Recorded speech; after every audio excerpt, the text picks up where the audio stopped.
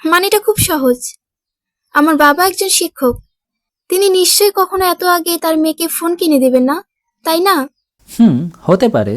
দুইজন বেশ কিছু সময় চুপ থেকে তারপর রিমঝিম বলল। আপনি আমার নাম্বার কোথায় পেয়েছেন? আদিব বেশ কিছু সময় দীর্ঘশ্বাস টেনে বলল। মনের টান থাকলে নম্বরটা কোনো বিষয় না। মানে? আদিব অল্প হেসে খুব সিরিয়াস গলায় বলল। কলির ভাবি হয়ে যাও, নয়তো মিসেস রিমঝিম হয়ে যাও, প্লিজ প্লিজ। রিমঝিম বলল। কলি তো আমাকে ভাবি বলেই ডাকে, তাহলে আবার কেন ভাবি হতে যাব? আদিব খুশিতে এক লাফ দিয়ে বিছানা থেকে উঠে বলল। তার মানে তুমি রাজি কি রাজি? আমাকে ভালোবাসতে? রিমঝিম খুব সিরিয়াস হয়ে বলল। আমার বয়স কম, আমি ছোট মানুষ। তাছাড়া তো রিলেশন করা হারাম। তাছাড়া আমি হারাম থেকে দূরে থাকতে চাই। প্লিজ হারাম সম্পর্কে যাওয়ার জন্য অনুরোধ করবেন না। আদিব অল্প হেসে বলল। তাহলে তুমি আমার জন্য হালাল হয়ে যাও। কিভাবে? ঠিক 7 দিন পর তোমাকে দেখাবো কিভাবে হালাল করে নিতে হয়। ভাইয়ার নির্বাচন 3 দিন পর, তারপর না হয়। কি তারপর? মন দিয়ে পড়াশোনা করো। আর হ্যাঁ, সামনে একটা স্পেশাল মোমেন্টের প্রিপারেশন নাও। Good night. বলেই আদিব কলটা কেটে দিল। রিমঝিম আদিবের পেঁচানো কথার মানেটা সঠিক বুঝল না। ভোর 7টা। আশরাফ শিকদার এবং আদি শিকদার বসে আছেন, নির্বাচন নিয়ে কথা বলছেন নিজেদের মাঝে। আশরাফ শিকদার জানালেন তার বয়স হয়ে যাচ্ছে, সে আর বেশি দিন স্বরাষ্ট্রমন্ত্রীর আসনটা নিয়ে বসে থাকবেন না। বাকিটা জীবন নিজের প্লাস বাড়ির সবার দেখাশোনা করে কাটিয়ে দেবেন। আয়রা সোফায় বসে আছে সোনালী তালুকদারের সাথে, পাশেই বসে আছেন অহনা শিকদার। অহনার শরীর এখন আগের থেকে অনেকটাই সুস্থ। গত 2 দিন একটানা বাড়িতে থেকে সেও বেশ বোরিং ফিল করছে। অনেকটাই মান অভিমান নিয়ে পড়েছিল আদিলের ওপর। এখন আর ভালোবাসার মানুষের সাথে রেষারেষি করতে একদম ভালো লাগে না তার।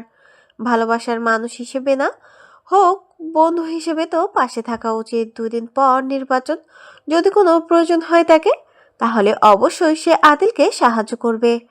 স্যার। রোশান অল্প দৃষ্টি নিক্ষেপ করে তাকালো লোকটার দিকে, ঠোঁট উল্টে বলল। হোয়াট? লোকটা মাথা নত করে বলল। স্যার, সঠিকভাবে কোনো ইনফরমেশন পাচ্ছি না। রোশান কিঞ্চিত হেসে ফেলল এবং ইকবাল খানের দিকে তীক্ষ্ণ দৃষ্টি তাক করে বলল। এত সিয়ানা হলে কি জীবন চলবে ড্যাড? ইকবাল খান বসা থেকে উঠে দাঁড়াতে দাঁড়াতে বললেন। চিন্তা করো না বেটা, তোমার হাতে আরো 48 ঘন্টা সময় আছে। রোশান চায়ের কাপে চুমুক দিয়ে বলল। এত কুকর্মের সাথে জড়িত থাকার পরও কতটা কনফিডেন্স নিয়ে মানুষ নির্বাচনে দাঁড়ায়? রোশানের কথার মাঝে একজন বডিগার্ড বলে উঠল। স্যার, শিকদার বাড়ির ছোট ছেলে মানে প্রিয়া শিকদারকে তার পরিবারের থেকে সকালে বাড়িতে নিয়ে চলে গেছে। রোশান কিঞ্চিত হেসে বলল। শুনেছি হাসপাতাল থেকে ডক্টর কল করেছিল। আদিল ঘুম থেকে উঠে ভালো করে শাওয়ার নিয়ে প্রপারভাবে রেডি হচ্ছে। কাল বাদে পরশু নির্বাচন। আদিল সহ পরিবারের সব ছেলেরা মিলে যাবে সমাবেশে। আজকেই তাদের শেষ সমাবেশ। নির্বাচনের আগে আপাতত আর কোনো জনসমাবেশের আয়োজন করা হবে না, আজকেই শেষ। আজকে 11টার দিকে সবাইকে উপস্থিত থাকতে হবে হৃদয়পুরের জনসমাবেশে। সুষ্ঠু নির্বাচন সেট আপ করতে পুলিশ প্রশাসনের লোক থাকবে বেশ অনেক। জায়গায় জায়গায় পুলিশের সাথে থাকবে শিকদার বাড়ির বিশ্বস্ত বডিগার্ডরা। নির্বাচনে প্রচুর পরিমাণে ঝামেলা হয়ে থাকে, তাই স্বরাষ্ট্রমন্ত্রী নিজেও কোনো রিস্ক নিতে চায় না বলে তিনি বিভিন্ন জেলা থেকে পুলিশ আনার ব্যবস্থা করেছেন। আদিল কোনোভাবে এমপি হয়ে গেলে তখন আদিল নিজেই সবটা সামলাতে পারবে। তার রাজনৈতিক জীবনে প্রথম পদার্পণ শুরু হবে এমপি থেকে। আদিল এতক্ষণ যাবৎ ফোনে কথা বলতে বলতে রেডি হয়ে গেল। ইরা দরজার সামনে হাতে কফি নিয়ে দাঁড়িয়ে বিষয়টা লক্ষ্য করলো। ইরা টিপি টিপি পায়ে রুমে প্রবেশ করলে আদিল ইরাকে দেখে সঙ্গে সঙ্গে কলটা কেটে দিয়ে তাকালো ইরার দিকে। সুতির নরম 3 পিস শরীরে জড়িয়ে মাথায় অল্প কাপড় টেনে আদিলের হাতে কফির কাপটা এগিয়ে দিতে দিতে বলল। কখন বাড়িতে ফিরবেন? আদিল কফিতে চুমুক দিতে দিতে বলল। মনে হয় রাত হবে। কেন? এমনি। শুধু কি এমনি, নাকি কিছু বলতে চাও? বলেই আদিল ইরার কোমর টেনে নিজের কাছে নিয়ে বলল। সবাইকে মিস করবো বউ? ইরা আদিল থেকে নিজেকে ছাড়ানোর জন্য ছটফট করতে লাগলো তাই দেখে। কি হয়েছে, এমন করছো কেন? ছাড়ুন আমায়। যদি না ছাড়ি? আব্বু ডাকছে আপনাকে। ডাকুক, আসো একটু নয় করি। ছি, কি বাজে আপনি। বাজে স্বামী আপনার প্রাপ্য ম্যাডাম। কেন? আমি কি খুবই বাজে? আদিল শিকদারের বউ খারাপ হলে সমাজকে এটা মেনে নেবে? আদিল শিকদার খারাপ, কিন্তু তার বউ একদম ফুলের মতো পবিত্র। ফুলের গায়ে কলঙ্ক লেগে থাকতে পারে, কিন্তু আমার বউয়ের গায়ে কোনো কলঙ্কের ছিঁড়া ফোটার রেশও নেই মাত্র। ভালোবাসি বউ, ভীষণ ভালোবাসি তোমাকে। ইরা লজ্জায় লাল হয়ে গেল। আদিলের এরম লাগামহীন কথা শুনে ইরা নিজের কোমর থেকে আদিলের হাত সরানোর ব্যর্থ চেষ্টা করতে লাগলো। ইরার এমন ছটফটানি দেখে আদিল ফের আবারও বলল, সমস্যা কি তোমার, এমন ছটফট করছো কেন? ছাড়ুন আমায় প্লিজ। আদিল ইরাকে আরো কাছে টেনে বুকের সাথে মিশিয়ে দিয়ে বলল, তোমাকে ঠিক আমার এত কাছে চাই, যতটা কাছে আসলে এক চিলতে পরিমাণ বাতাসও বেরিয়ে যাওয়ার মতন জায়গা খুঁজে না পায়।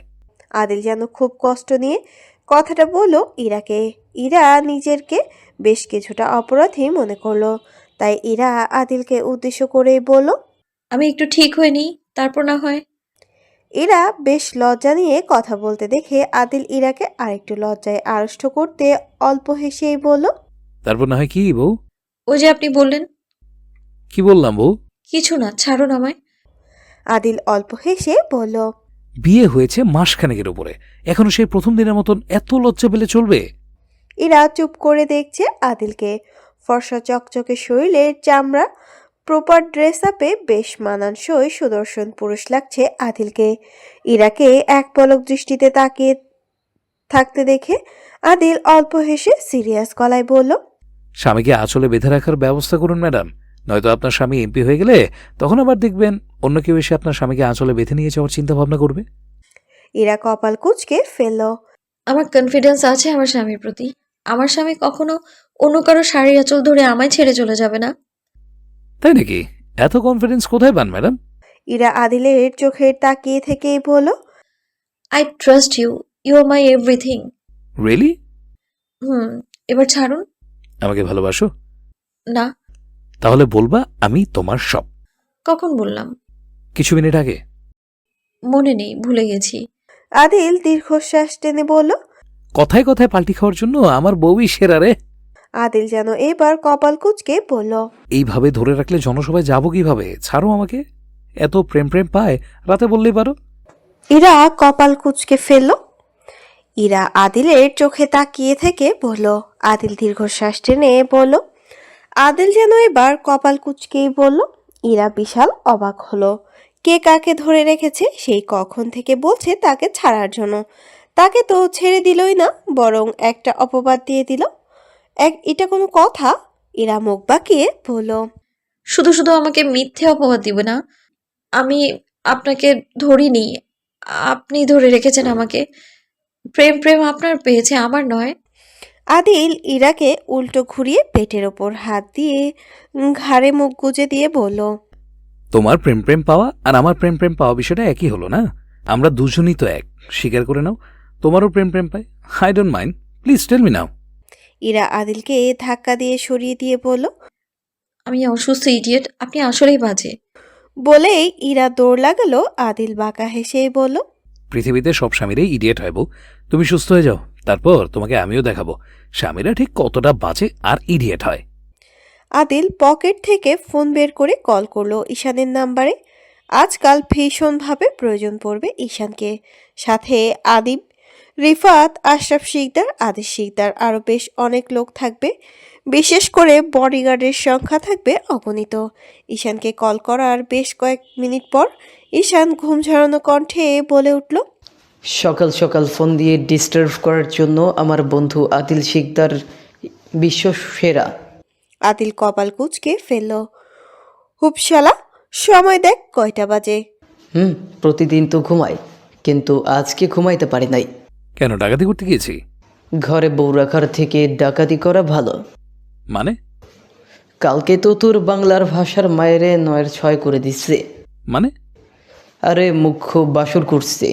আদিল কপাল চাপড়াতে চাপড়াতে বলল, কি করে সম্ভব? তুই তো আমার পরে বিয়ে করলি, তাহলে আমাকে রেখে বাসর করলি কিভাবে? তুই শালা বন্ধু নামের কলঙ্ক। কেন বন্ধু, তোমাকে নিয়ে বাসর করার কথা ছিল। আদিল কপাল কুঁচকে ফেলল। শালার কপাল, বলি একটা শুনিস আর একটা, জীবনটা পুরো পান্তাভাত করে দিলি। সেই স্বাদ। কি? পহেলা বৈশাখে পান্থা দিয়ে ইলিশ। পাত্রী দেখ, বিয়ে করব, যদি কোনোভাবে অন্তত তাড়াতাড়ি বাসরটা করতে পারি। বিয়ে মানেই প্যারা, আর বিয়ে করিস না বন্ধু। এক রাতে কি অবস্থা বন্ধু? হারবাল খা, রিল্যাক্সে। ঈশান এবার ধপাস করে রেগে গিয়ে বিছানা থেকে উঠে বসলো। তোর কি আমাকে দুর্বল মনে হয়? হতে পারে, তবে তুই চাইলে আমি বিদেশ থেকে তোর জন্য ভালো প্রোডাক্ট অর্ডার দিয়ে আনিয়ে দেবো না। বাই দ্য ওয়ে, কিছুক্ষণ পর বাসায় চলে আয়। ঈশান রাগে কটমট করতে লাগলো। আদিলের বাচ্চা।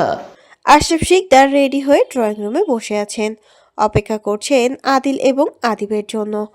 অহনা শিকদার বেশ কিছুক্ষণ আগে রেডি হয়ে অফিসে চলে গেছেন। আদিল শিকদার রিফাতকে নিয়ে জনসমাবেশের উদ্দেশ্যে বেরিয়ে গেছেন ঘন্টাখানেক আগে। আদিব রেডি হয়ে বসে আছে আশরাফ শিকদারের সাথে। আশরাফ শিকদার আদিবকে উদ্দেশ্য করে জিজ্ঞাসা করলেন, আদিল কোথায়? আদিব হাত ঘড়ি থেকে সময়টা দেখে নিয়ে বলল, রুমে আছে, চলে আসবে কিছুক্ষণের ভেতরে। আদিবের কথা শেষ করার আগেই আশরাফ শিকদার ওপরের দিকে তাকাতেই দেখেন আদিলকে, তাই আদিলকে উদ্দেশ্য করেই বলে উঠলেন, এত লেট করলে চলবে না মাইসান, আজকেই শেষ সমাবেশ। আদিল সিঁড়ি থেকে নিচে নামতে নামতে আশরাফ শিকদারকে উদ্দেশ্য করেই বলল। তোমরা এখনো জানি ড্যাড? আশরাফ শিকদার মুখটাকে গোমরা করে ফেলল। তোমার কমন সেন্স দেখে আমি অবাক হয়ে যাচ্ছি মাইসান। আদিল হাতের ঘড়িটা সময়টা পরখ করে দেখে নিয়ে বলল, অনেকেই অপেক্ষা করছে আমাদের জন্য, এত লেট করো না, তাদেরকে মোটেও ঠিক হবে না।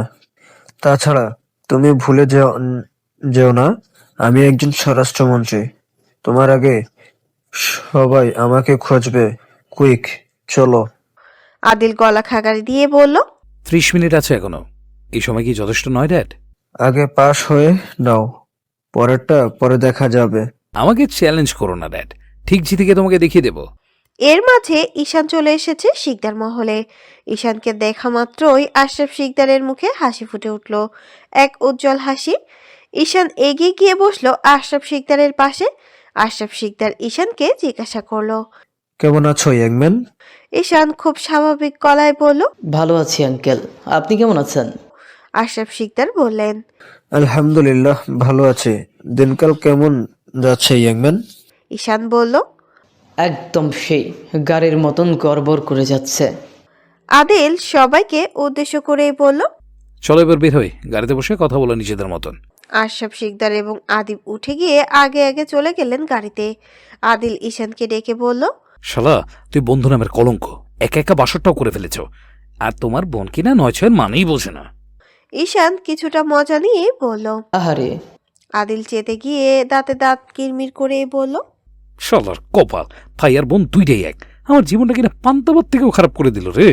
রাতের অতিরিক্ত ঠান্ডা আবহাওয়ায় খুব করে জানান দিচ্ছে শীত ওদের নিকটে। তবে দুপুরের এই কাঠফাটা রোদ যেন বলছে সামনেই চৈত্র মাস।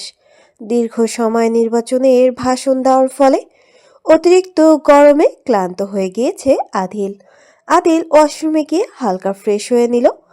পাশের রুমে নির্বাচনের কাজের জন্য অনেক লোক এসেছে। আশরাফ শিকদার তাদেরকে সময় দিচ্ছেন, কথা বলছেন।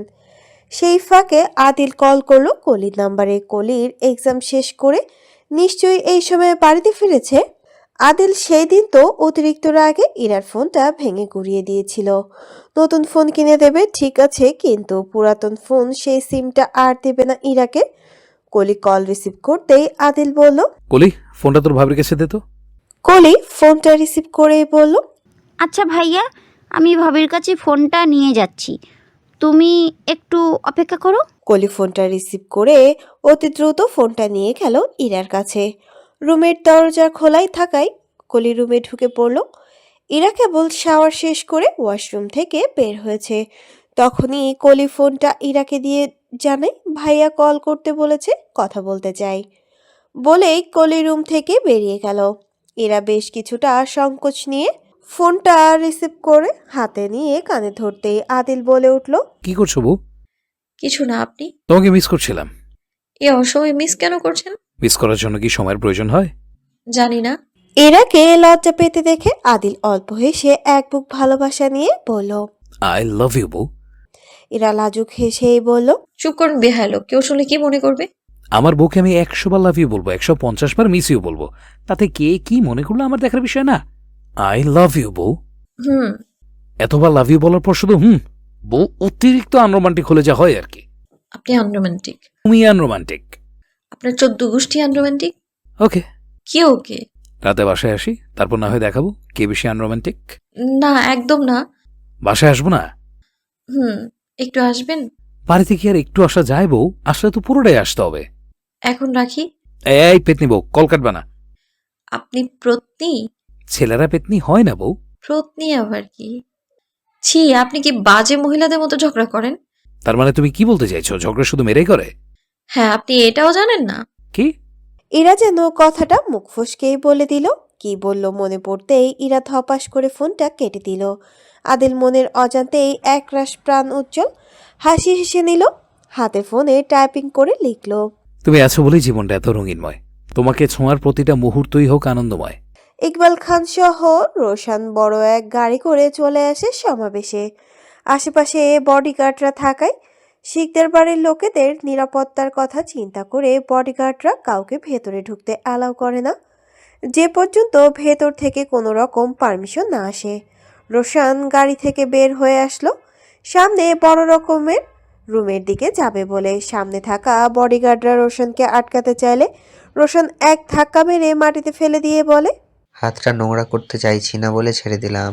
বলেই রোশান ভেতরের দিকে এগিয়ে যেতে চাইলে আশেপাশের সমস্ত বডিগার্ডরা এগিয়ে আসে রোশানকে আটকাতে। রোশানের শান্ত মস্তিষ্কটা নিমেষেই রক্তিম বর্ণের অগ্নিমূর্তি ধারণ করে পকেটে গুজে রাখা রিভলভারটা বের করবে।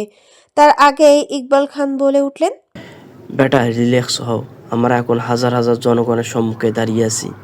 রোশানের ভয়ঙ্কর রাগী ভাবটাই ইকবাল খানের একটি কথাই থপাস করে থেমে গেল। ইকবাল খান রোশানকে বলল, আমি আমাদের ভিতরে যাওয়ার ব্যবস্থা করছি, বেটা ওয়েট কর একটু। ইকবাল খান হাতে ফোনটা নিয়ে কল করলো পুলিশ কমিশনারকে। সাথে সাথে আব্দুল মামুন এসে হাজির হলো রোশানের সামনে। ইকবাল খান আব্দুল মামুনকে উদ্দেশ্য করেই বলল, ভেতরে যাওয়ার ব্যবস্থা করো। আব্দুল মামুন সম্মতি জানিয়েই বলল, আমি বিষয়টা দেখছি, আমাকে একটু সময় দেন। আব্দুল মামুন সাথে সাথে কল করলো আদিলকে। দুই একবার রিং হওয়ার পর আদিল কলটা রিসিভ করতেই আব্দুল মামুন বড় করে সালাম জানিয়ে বলল, স্যার, আপনাদের বিরোধী দলে সবাই চলে এসেছে, এখন ভিতরে প্রবেশ করতে চাইছে, কিন্তু আপনার চামচা মার্কা বডিগার্ডরা ভিতরে প্রবেশ করতে দিচ্ছে না। এখন কি করব? আদিল ক্ষিপ্র মেজাজ দেখিয়ে বলল, হাউ ডেয়ার ইউ? তুমি কাকে চামচা বলছো? Mind your language, she is my bodyguard. Abdul Mamun বলল, স্যার, বাংলা ভাষায় তাদেরকে তো চামচাই বলে, ভিতরে আসতে বলবো নাকি? আসো বলো। নেক্সট টাইম তুমি যদি আমাকে আরেকবার কল করো তাহলে তোমার চাকরি আমি নোট করে দেবো, ফাজিল। আব্দুল মামুন কিছু বলবে তার আগে আদিল মুখের ওপর ফোনটা কেটে দিল। মামুন বডিগার্ডদের উদ্দেশ্য করেই বললেন, ভিতরে যাওয়ার পারমিশন উপর মহল থেকে আনা হয়েছে। এখন কি নাটকের সিনেমা দেখবা নাকি ভিতরে প্রবেশ করতে দিবা? আব্দুল মামুনের বলা প্রতিটা কথা গায়ে লাগার মতন ছিল। পরে সব বডিগার্ডরা মিলে সরে গিয়ে রাস্তা করে দিল ইকবাল খান এবং তার ছেলে রোশনকে। ইকবাল খান রুমের ভেতরে প্রবেশ করতে দেখতে পেল ঈশানকে। তিনি কোনো রকম ঈশানকে ইগনোর করে গিয়ে বসলেন চেয়ারে। রোশন বিষয়টা ইগনোর করতে পারল না, বরং হাত মেলালো ঈশানের সাথে। রোশন অল্প হেসেই বলল, দিস ইজ নট ফেয়ার বয়। তুমি কি করে খান বাড়িতে ছক্কা মারলে? পুরাই এক ডিলে 3 পাখি মেরে দিলে। উপস, পুরাই জোস। ঈশান বেশ কিছুটা অবাক হয়ে বলল, বোনের সৎ ভাই হয়েও এত সুন্দর করে ক্রেডিট দেওয়ার জন্য ধন্যবাদ বড় ভাই। অবশ্যই ক্রেডিট তো দেওয়াই লাগতো, আরও আগে দেখা হলে তখনই দিয়ে দিতাম। বাই দ্য ওয়ে, আমার নামটা তোমাকে মনে করিয়ে দিতে আসলাম, মাফিয়া কিং ইয়ান। রোশান নামটা আন্ডারলাইন করে রাখো, কাজে লাগবে। অবশ্যই, কেন নয়? বড় ভাই বলে কথা, নামটা তো মনে রাখতেই হবে। যাই হোক, পরিচিত হয়ে ভালো লাগলো। আপনিও আপনার ছোট বোন জামাইয়ের নামটা ভালো করে মনে রাখবেন বড় ভাই। আমার নাম ঈশান শেখ, শেখ পরিবারের একমাত্র ছেলে, শেখ ইন্ডাস্ট্রিজ একমাত্র মালিক। ছক্কা মনে হয় আমি না ভাইজান, আপনার বোন মেরেছে। রোশান অল্প হেসে গিয়ে বসলো চেয়ারে, পায়ের ওপর পা তুলে। ইকবাল খান এবং আশরাফ শিকদার বেশ অনেক আগে থেকেই পূর্ব পরিচিত। ইকবাল খান এবং আশরাফ শিকদার নিজেদের মাঝে কথা বলতে পেয়েছি তখন রোশান অল্প হেসে আদিলকে বলল, আজ বাদে কাল, কাল বাদে পরশু নির্বাচন, তাই শুভেচ্ছা জানাতে সোজা চলে আসলাম। আদিল কিঞ্চিত হেসে বলল, শত্রু যখন বন্ধুত্ব করতে আসে তখন বিষয়টা খুবই ইন্টারেস্টিং লাগে। আমি বন্ধুত্ব করতে নয়, বরং শুভেচ্ছা জানাতে এসেছি। ইয়ান রোশানের এতটাও বাজে দিন আসেনি যে শত্রুর সাথে বন্ধুত্ব করতে হবে। বাজে দিনের থেকেও বেশি বাজে দিন সামনে অপেক্ষা করছে আপনার জন্য Roshan Khan. Just wait and watch. Roshan অল্প হেসে ভয়ঙ্কর আওয়াজ তুলে বলল, আমার বাজে দিন দেখতে হলে তো তোমাকেই নিজের আসল রূপে ফিরতে হবে, king of mafia Adil Sikdar. আস্তে কথা বলুন রোশান খান, দেওয়ালেরও কান আছে, নয়তো আপনিও ফেসে যেতে পারেন। আর কতদিন এইভাবে সবার চোখে ধুলো দিয়ে পালাবেন? দেয়ালে পিঠ ঠেকে গেলে কিন্তু পেছন ফিরে তাকানোর সুযোগটাও আপনি পাবেন না। আদিল শিকদার অত কাছে কাজ করে না রোশান খান। এমপি হওয়ার খুশিতে দয়া করে স্ট্রং করবেন না, তাহলে এক বুক হতাশা নিয়ে মরে যেতে চাইবেন। আমি আবার এত আগে আপনার জানাজা পড়তে পারবো না। চিন্তা করবেন না, একসাথে বাঁচতে পারলে মরতেও পারবো। আমাদের বন্ধুত্ব হোক কি শত্রু হোক, অন্তত দেখার মতন হোক। অবশ্যই, কেন নয়? আদিল শিকদার আবার কাউকে খালি হাতে ফিরিয়ে দেয় না। রোশান হাত বাড়িয়ে হাত মিলিয়ে বলল, এমপি আদিল সিকদার হওয়ার অপেক্ষায় রইলাম। শুভকামনা। কথা শেষ করে ইকবাল খান এবং রোশান বেরিয়ে গেল রুম থেকে। বাইরে বেরিয়ে দেখলো আব্দুল মামুন নিজেদের কাজ করছে। জনসমাবেশের চারপাশে পুলিশ প্রশাসন প্রখরতার সাথে নিজেদের কাজ করছে। ইকবাল খান আব্দুল মামুনকে ডেকেই বললেন, ধন্যবাদ তোমাকে বাবা, আমাদেরকে সাহায্য করার জন্য। আব্দুল মামুন অল্প হেসে প্রত্যুত্তর করে বলল, আপনাদেরকে সাহায্য করা তো আমাদের দায়িত্ব। আপনাদের মতো প্রভাবশালী লোক যেখানে এক সেকেন্ড টাইম নিবে না অন্যর গায়ে হাত তুলতে, সেখানে তো অন্যদেরকে বাঁচাতে, ঝামেলা মুক্ত রাখতে আপনাদেরই সাহায্য করতেই হতো। নতুন কমিশনার হয়েও তোমার চিন্তা ভাবনা সুন্দর। ধন্যবাদ। রাত ৮টা। ইরার পড়া টেবিলে পড়তে বসেছে। পড়তে পড়তে বইয়ের পাতা উল্টে গিয়ে দেখলো সাজিদ জুথি এবং ইরার নাম। একটা সময় সব থেকে ভালো বন্ধুত্ব ছিল তাদের, কিন্তু হালকা সময়ের ব্যবধানে বন্ধুত্বের খুঁটিটা নড়বড়ে হয়ে গেছে। জুথির সাথে মাঝে মাঝে দেখা হলেও সাজিদের সাথে দেখা হয় না বেশ অনেকদিন ধরে। ইরা স্কুল কলেজের প্রতিটি মুহূর্তকে বেশ মিস করে। এখন তো তার মনে হয় বিয়ে মানেই বন্দি জীবন, নিজের না আছে কোনো স্বাধীনতা আর না আছে কোনো ভালোবাসা। ইরার নিজের ভাবনার মাঝেই সবাইকে বড্ড মিস করে ঝরঝর করে কেঁদে ওঠে। হয়তো সামনে ইন্টার ফাইনাল এক্সাম, সবার সাথে দেখা হবে। তখনই দরজায় কড়া পড়তেই ইরা বাইরের দিকে তাকায়। তাকাতেই দেখে কলি এবং অহনা শিকদার তার রুমে প্রবেশ করছে। ইরা তাদেরকে থেকে বইটা বন্ধ করে টেবিল ছেড়ে উঠে গেল। অহনা শিকদার ইরাকে নিয়ে বিছানায় বসলো। অহনা শিকদার এর হাতে বেশ কয়েকটা প্যাকেট।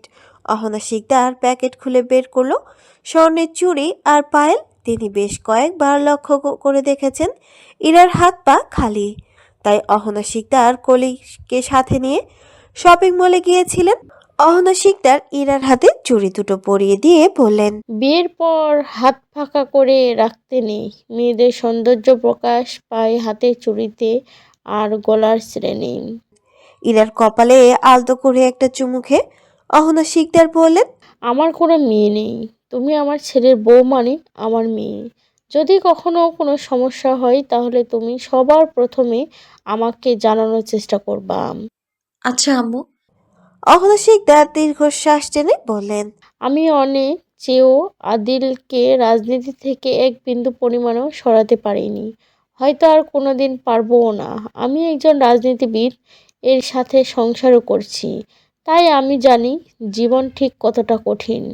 সামনে অনেক কিছু পরিষ্কার ধোঁয়াশা হয়ে যাবে, তখন তুমি চাইলেও কোনো দিক বেদিক খুঁজে পাবে না। ইরা এক দৃষ্টিতে তাকিয়ে আছে অহনা শিকদারের দিকে। ইরা তো জানতো অহনা শিকদার খুবই কঠোর মনের মানুষ, কিন্তু আজ একদম তাকে কঠিন মনে হচ্ছে না। তার মাঝেও একটা নরম মন আছে। হয়তো তিনি প্রকাশে অনেক কঠিন, কিন্তু তার ভেতরটা বেশ নরম। অহনা শিকদারের গম্ভীরতায় হয়তো কোনো কারণ আছে। এই বাড়ির প্রতিটি মানুষের মাঝেই কোনো না কোনো রহস্য।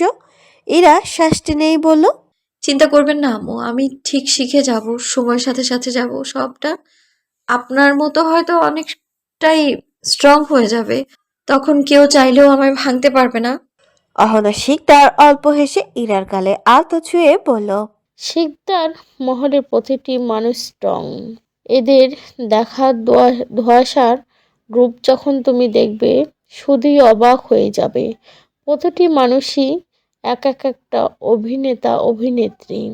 ইরা অহনা শিকদারের শেষের কথাটা কোনোভাবেই বুঝতে পারল না। হয়তো কোনো কিছুর ইঙ্গিত করে বোঝালো অহনা শিকদার ইরাকে।